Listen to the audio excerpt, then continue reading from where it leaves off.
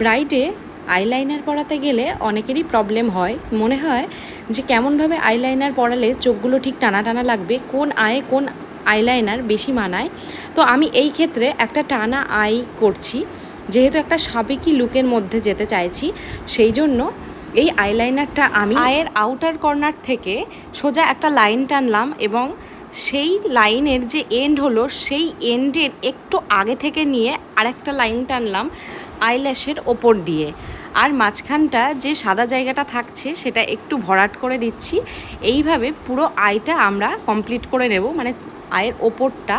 আর আইলাইনারের ভেতরটা ভালো করে আমরা আইলাইনারের যে তুলিটা আছে সেই তুলিটা দিয়ে স্মাচ করে দেব, যাতে কোনো ওখানে সাদা স্পট না থাকে, পুরোটা যেন ভালোভাবে ব্ল্যাক হয়ে যায়।